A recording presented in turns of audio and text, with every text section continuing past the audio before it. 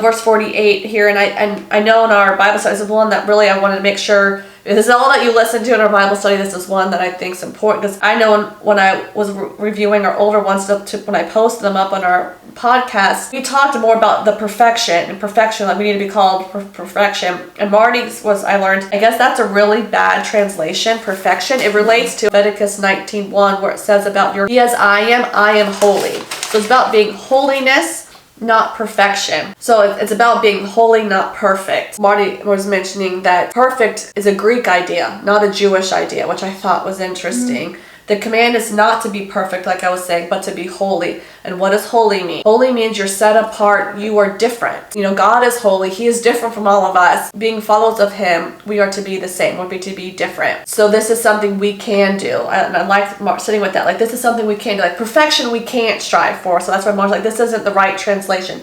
We can strive to be holy, which means being set apart, being different, not perfection. From one of the articles I read, they said the idea of perfect, as Michelle mentioned, was like a Greek thing, but he just said in Greek it means mature, full grown. So with this idea of reaching a state of maturity, probably could be that too. As you grow in your faith, you're going to get more mature. I believe Marty even mentioned on his podcast, acting this way does take a level of maturity. I mean, I can catch myself being like, oh man, I still got a lot to learn in these areas. So it does, I think, take a level of maturity for sure. Yeah. And that's why it's a journey. It's a daily thing of growing and abiding in Christ. Like it's but also towards that love your enemies. One of the articles I read, they just mentioned, and I didn't go and actually take the next step to actually go and research it myself. After that, I plan to, but just that word love there is that, again, that Greek word agape. So again, that form of love that gives without expecting anything on return, which I think really hits home about all the previous things